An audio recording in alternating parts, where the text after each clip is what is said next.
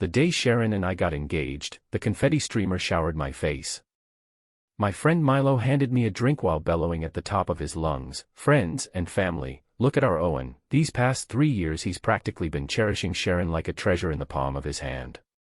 Now they're finally engaged, come on, drink up, here's to Owen and Sharon's engagement."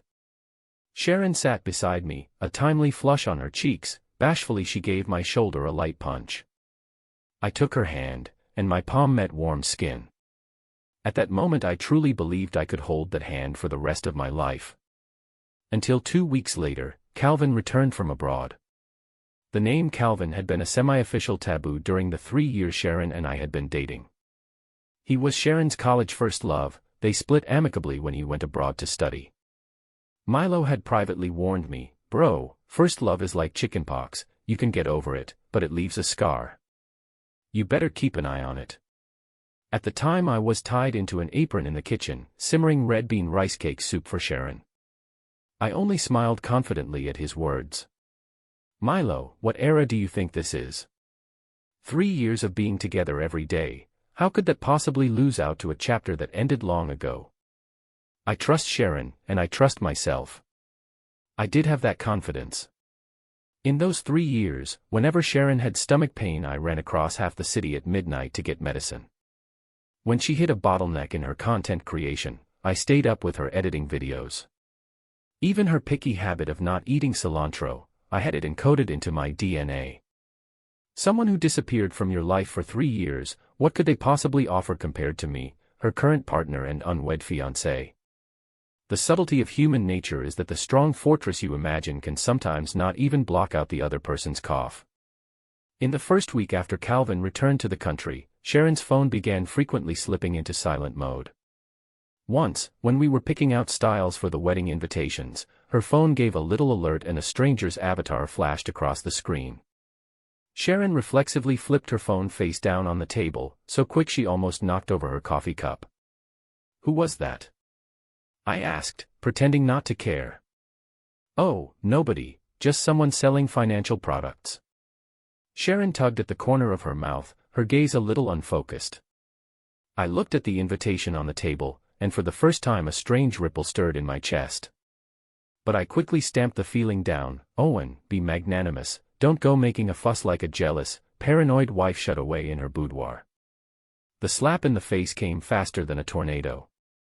It was Friday night. To free up time next week to accompany Sharon to try on wedding dresses, I had volunteered to stay late at the office.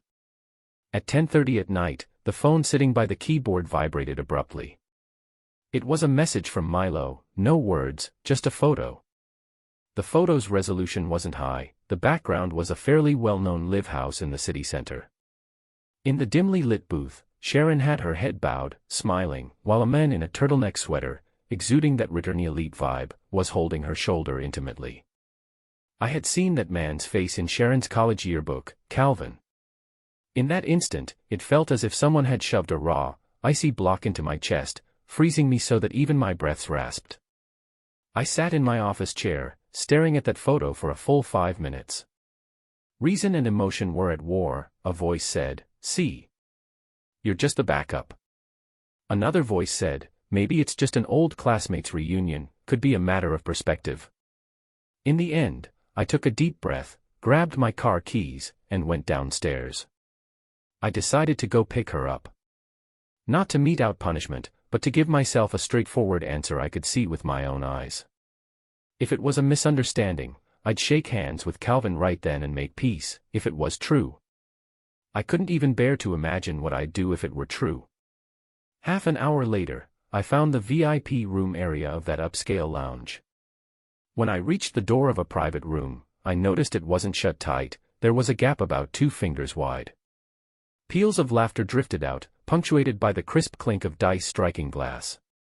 I was about to push the door open when a man's voice inside suddenly said my name. "Hey, Sharon, your fiancé Owen, he really is working late tonight. You're going out to spend the night with Calvin, and he won't notice when he comes back." My hand froze in midair over the doorknob. "He's really easy to fool," Sharon said, with a touch of levity and fatigue I had never heard from her before. "As long as I tell him I'm out shopping with my girlfriends, he'll even bring his credit card over himself.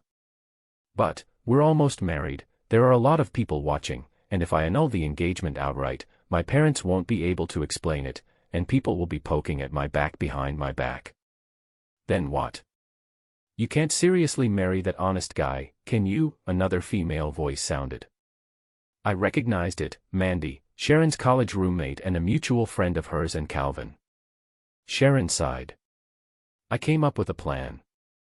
If I can prove Owen was unfaithful to me before the wedding, the marriage can be called off legitimately, right? Then it'll all be his fault, I'll be the victim, and my parents won't be able to argue. Calvin's voice followed, full of self-satisfaction. That's a good idea. But isn't Owen notoriously the most dutiful boyfriend? How are we supposed to get him to take the bait? Mandy schemed aloud, get a knockout to seduce him. Pick a weeknight, fake a car breakdown or act like you've had too much to drink. I don't believe any man could resist a beautiful woman delivered to his door. I stood outside the door, chilled through, my hands and feet numb. This was the woman I had cherished in the palm of my hand for 3 years. To rekindle a romance with her first love, to avoid shouldering the shame of cheating and betrayal, she had come up with this despicable, low trick, to shove me by her own hand into the abyss of infidelity. This was no longer about not loving me, this was malice, the most thorough insult to the 3 years we'd shared. If you no longer love me, just say so plainly, I would never cling to you, but why do you have to disgust me in such a nauseating way? This test, I'll take it. Suddenly, a clear but resolute female voice sounded from inside the private room. At the sound, the private room fell silent for a few seconds.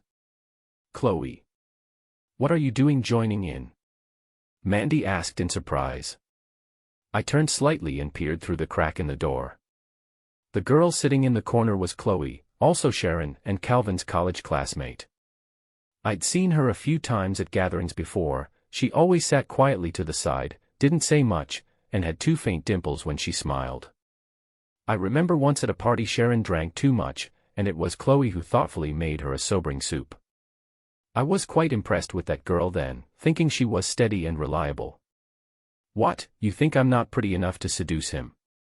Chloe raised an eyebrow, her tone carrying a hint of provocation, but her gaze was as cold as ice. If we're going to test it, we should find someone he knows but isn't close to, that way it's less likely to arouse suspicion. If you all agree, I'll handle it. Sharon seemed a bit hesitant. Chloe, this isn't very right, what if? Calvin swept Sharon into his arms and said, there's nothing wrong with it, Sharon. It's best that Chloe is willing to help. As long as we get proof that hooks Owen, you'll be free. Outside the door, I clenched my fists so hard my nails dug into my flesh. I didn't burst in and make a scene, that's not my style. After the surge of fury came a numb kind of calm. I turned and walked out of the bar step by step. Only when the cold wind hit me did I realize I was drenched in a cold sweat. Back home, looking at the pink couple slippers in the living room and the magnet on the fridge that read, Owen and Sharon's happy little home, I felt like the biggest fool under heaven. I didn't smash anything in anger, I simply packed my clothes and moved back overnight to the 1-bedroom apartment I owned that had been empty. The next morning I was sitting on the new apartment sofa, zoning out, when my phone rang. It was an unknown number. Hello, is this Owen? I'm Chloe. Hearing that voice, the sick feeling from the private room last night surged up again. I snorted and, annoyed, said into the receiver, Miss Chloe, what do you want? If you're calling to ask me out for coffee or to pretend your car broke down so I'll come help, you don't have to, I'm very busy. There was a silence on the other end of the line for a good 3 seconds, then a soft sigh, you were outside the door last night, weren't you? I froze for a moment and said nothing. Don't get me wrong, I'm not here to carry out that stupid plan of Sharon's. Chloe's voice suddenly grew a little urgent. Where are you? Can we meet? This is much more complicated than you think, I have to explain it to you in person. Half an hour later, in a cozy cafe not far from my apartment, I met Chloe again. She was wearing a simple white shirt and jeans today, her hair tied back in a ponytail, neat and fresh, completely different from the woman in the bar last night who had volunteered to be the bait. I leaned back in my chair, my face dark, skipping even the perfunctory pleasantries. Speak, Miss Chloe. You were so eager in the private room last night to test me, and today you come clean on your own. What kind of counterintelligence play is this? Chloe looked at me with no hint of guilt. On the contrary, her eyes were unusually bright. She drew a deep breath, as if making up her mind, and looked me straight in the eye. Owen, if I told you I volunteered for that job last night to save you, and also to save myself, would you believe me? I felt like I'd just heard some international joke. Save me. You expect to save me with that cheap trick? Chloe was a little agitated, leaning forward. Sharon's lost her mind. She's been bewitched by Calvin. She wants to pin an affair on you so she can walk away from this relationship unscathed and conveniently be with Calvin. If I hadn't taken this on last night, Maddie would have gone out to find some loose women, drugged you, taken bed photos, then you couldn't scrub your name clean even if you plunged into the Yellow River. I looked at her, my brow slowly knitting. Although what she said made sense, I was in a state of post-traumatic stress and everyone looked like a liar. I asked coldly, then why are you helping me? Aren't you and Sharon best friends? Chloe's cheeks suddenly flushed in a strange way, but she didn't flinch. Instead she straightened her chest and said loudly, because I hate her for trampling on other people's true feelings. And also, Owen, I like you. A long, long time ago, before you two were together, I liked you. I almost spat out my tea. Cough cough. What did you say? I mean, I've had a crush on you for 4 years. Chloe looked at my stunned expression and, rather than being embarrassed, smiled, her little dimples appearing and fading. On the night of the university graduation party, you helped everyone move their luggage, sweating all over, and even gave me the last bottle of water when I was suffering from heat stroke. You probably don't remember, but I remember it to this day. Later when I heard you and Sharon were together, I could only silently wish you well. After all, you look so happy. But yesterday, seeing her, for that Calvin, actually try to use such low and dirty tricks to ruin you, I couldn't stand it. She bit her lower lip and stared straight at me. This is a chance sent to me by God. Since Sharon doesn't want you, I do. Owen, do you dare to go somewhere with me right now? Where to? Her rapid-fire declaration left me a little dazed. To get a marriage certificate. Chloe whipped a household registration book and ID card out of her bag with a snap and slapped them on the table. You probably don't believe me now, think I'm part of their plan. Fine, didn't Sharon want you to cheat? Let's legalize it. Do you dare come with me to register? If you refuse, it means you still have fantasies about Sharon. If you go, from now on I'll take responsibility for the rest of your life. I looked at the household registration booklet on the table, then at the girl before me whose gaze was as resolute as if she were about to blow up a bunker. To be honest, half of my headspace then was stubbornness, and the other half was the absolute determination born from being utterly wounded by Sharon. If there's no love left, then smash the past completely. Are you sure? Chloe, marriage isn't a game. I was just deceived. I'm a powder keg ready to explode at any moment. I stared at her. I'm sure, absolutely sure. If it's to rescue a lost handsome guy, I'm willing to be the bomb disposal expert. Chloe arched an eyebrow, pushed up her glasses, and smiled with a touch of wry humor. Half an hour later, when the steel seal hit the marriage certificate with a snap, I looked at the slightly dazed version of myself in the photo and at Chloe beside me, grinning like a kitten that had just gotten away with stealing a bit of fish, and was suddenly overcome by a profound sense of unreality. So, we're married. I held the brand new certificate, my hand trembling a little. We are. Congratulations, Owen, you're officially my husband now. Chloe patted my shoulder and, shoving her own copy into her bag, added, now you have to believe me, I'm not a mole sent by Sharon, right? Who'd be an undercover agent who bets their whole life on the job? Seeing her bright smile, that cold block of ice in my chest seemed to develop a faint crack. All right. I put away the marriage certificate, a flash of chill in my eyes. Since we've registered, it's time to prepare a little gift for our exes. That afternoon I made a decision that stunned all my relatives and friends. I didn't make a big public announcement about calling off the wedding. Instead I phoned my parents, Milo, and everyone I knew and sent invitations, announcing good news: my wife's and my wedding has been moved up to this Sunday. You are cordially invited. When Milo got the call, he was totally baffled. Wait, man, didn't you say it was next month? Why suddenly move it up? Did you get Sharon pregnant? You'll know when you get there. Bring a gift of money, under 1,000 and you don't get in. I said, joking. As for Sharon, I stayed put and did nothing. It wasn't until the night before the wedding that I finally dialed her number.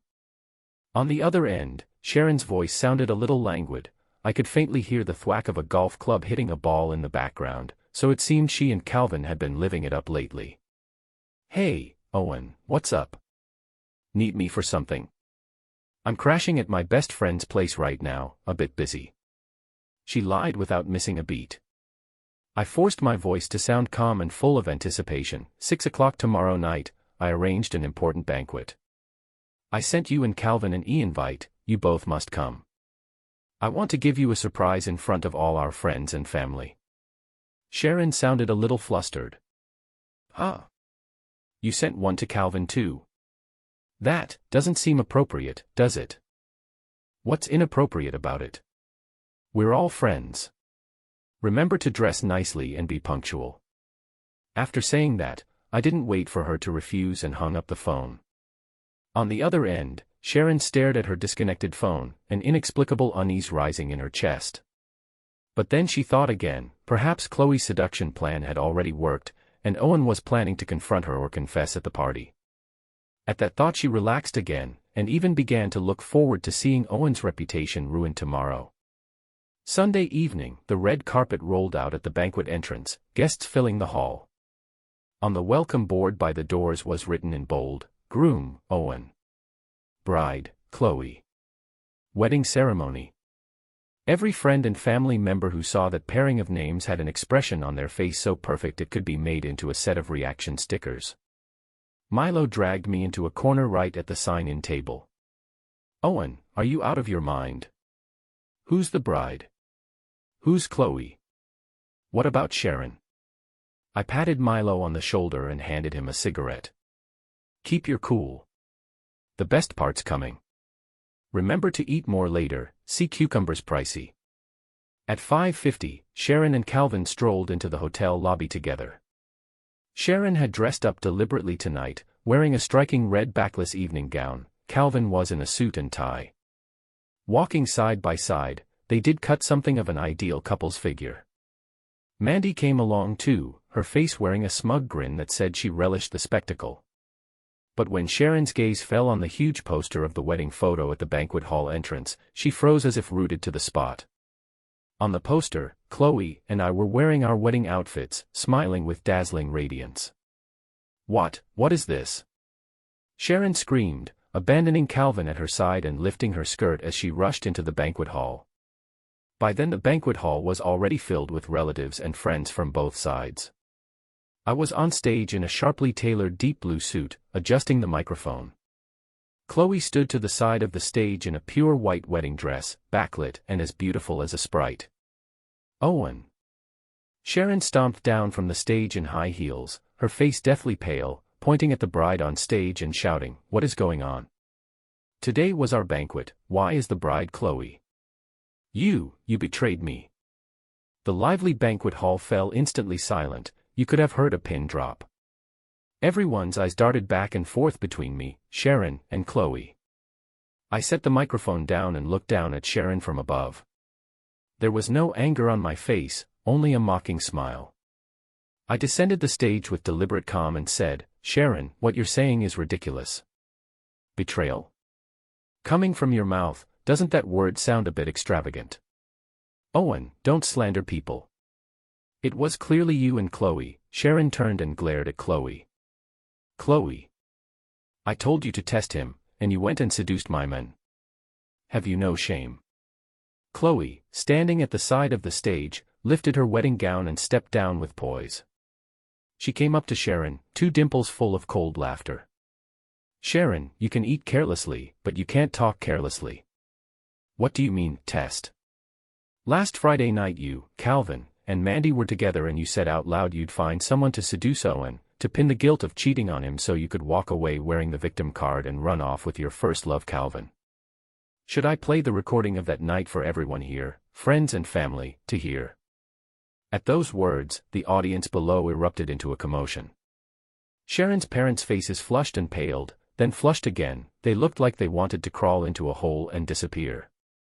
Mandy, beside them, cried out in a blustering voice, You're lying. What evidence do you have? Chloe unhurriedly took the phone from the bridesmaid and pressed play.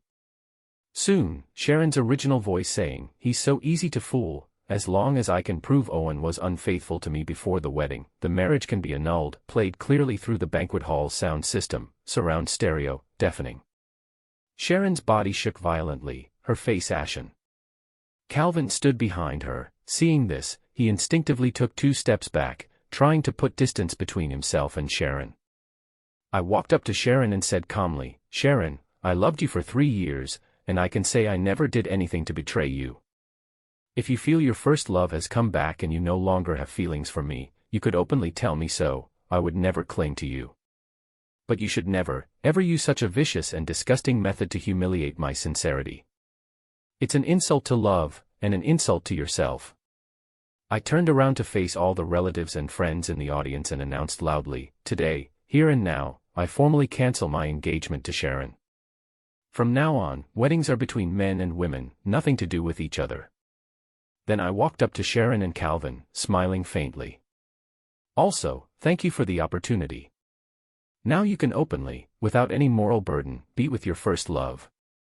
No need to thank me, wishing you both everlasting happiness and a harmonious life together.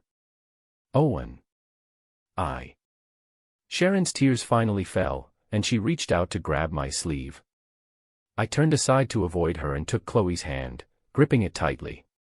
I glanced at Chloe with deep affection and teased, As for Chloe and me, we legally registered our marriage and are officially a couple. Today's wedding is purely to have everyone witness it. Come on, let's give a round of applause to send the exes off, let the newlyweds feast officially begin. Milo in the audience was the first to lead the applause and shout wildly, Yes. This counter-strike is beautiful. Serve the food, everyone's starving. Amid the thunderous applause and the pointing fingers, Sharon covered her face and wept, fleeing the banquet hall in disgrace, with Calvin and Mandy slinking out right behind her. That night, Chloe and I drank the nuptial wine together on stage. Although the wedding had begun like an absurd tantrum, when I looked at Chloe and saw the tenderness and resolve in her eyes, for the first time I felt that this marriage might truly be real. The days of our impulsive marriage turned out to be far more interesting than I had imagined. Chloe, on the surface a quiet, gentle girl, was in private a natural-born humorist. Right after we got married, I actually felt a little awkward, it all seemed to have moved at rocket speed. One evening I was sitting in the study, staring into space. She came in carrying a plate of sliced cantaloupe, speared a piece with a toothpick and popped it into my mouth. You all right, hubby? Still pining for your ex, she teased. I scratched my head sheepishly. No, it's just. I feel like I'm being a bit unfair to you. After all, we only did this because of that thing. Don't act like the tragic drama leading man. Chloe swung down onto my lap, looped her arms around my neck, and grinned. I'm not feeling wronged at all. Think about it, I pined for you for 4 years with nothing to show for it, and then Sharon goes and does something reckless and catapults me straight into the bride's spot. This move is called, when the snipe and clam fight, Chloe profits. I hit the jackpot, okay. Watching her smile with not a trace of resentment, the last sliver of gloom inside me dissolved into nothing. In the days that followed, I slowly came to realize that true affection doesn't require groveling or contorting yourself to please someone else. When Sharon had a stomachache, I had to buy medicine for her in the middle of the night, while Chloe would quietly place a cup of hot milk and a box of throat lozenges on my desk when I stayed up late writing proposals. Sharon needed me to open the car door for her and carry her bag when we went out, while Chloe would drive down to the office building to pick me up on rainy days and would have my favorite snacks ready on the passenger seat. Love isn't a one-way output from one person, it's mutual care between two people. What began as stubbornness and gratitude on my part slowly turned into true surrender. I began to get used to stopping by the flower shop after work to buy a bouquet of her favorite sunflowers, and I started learning to make her beloved sweet and sour ribs. One weekend 6 months later, Chloe and I were shopping at the mall. In front of a cafe, I unexpectedly ran into Sharon. Sharon looked a little haggard now, completely stripped of the finesse and pride she used to wear. Milo said she and Calvin had been fighting every day not long after they got together. Calvin had grown lax while abroad. After returning he couldn't find a suitable job and had picked up a nasty gambling habit. After squandering Sharon's savings, he left the country again last month without a backward glance and even blocked Sharon's contact info before he left. Mandy, too, fell out with Sharon over an uneven split. Calvin had borrowed money from Mandy and never repaid it, and that was the final straw. Sharon saw me, then looked at Chloe, who was linked with my arm, her face blooming with a smile, and her eyes instantly reddened. "Owen," she murmured my name, a plea in her voice. I stopped, gave her a polite, distant nod. "Miss Sharon, long time no see." "Owen, I'm sorry. I'm really sorry." Sharon's tears finally fell. It was my blindness back then, my heart clouded by lard. Calvin was a liar. Only now do I realize that you were the only one who truly cared for me. Can we start over? I looked at the woman who once made me spill my heart, and to my surprise there wasn't a ripple in me. If anything, I found it a little amusing. Before I could speak, Chloe cut in. Like a hen guarding her food, she stepped forward halfway, tightened her arm around mine, and smiled. "Miss Sharon, that's just funny. Rekindling old flames isn't a role that suits my husband. I've spoiled his appetite. He only eats feasts now, he doesn't go back for leftovers. Besides..." Chloe pulled a slip of paper from her bag and waved it in front of Sharon. "Sorry, we're busy registering a new file. Owen's going to be a father, so he probably won't have time to help you relive the past." Sharon was struck as if by lightning, staring blankly at the early pregnancy test result and unable to speak another word. I turned my head and gently nudged Chloe's nose with my fingertip. "When did you get the test result? How come I didn't know?" "Just yesterday afternoon. I wanted to surprise you tonight, but who knew we'd run into a free NPC willing to act it out for us." Chloe winked at me, her little dimples full of smug pride. "Come on, wifey, tonight I'm treating you to a big meal." I put my arm around Chloe's shoulders, never once glancing back at Sharon, and strode forward with long, decisive steps. Sunlight poured through the mall's glass dome and warmed us. I squeezed Chloe's hand, feeling an immense gratitude. If not for having cut my losses in time back then, I wouldn't be walking side by side with the great love of my life now.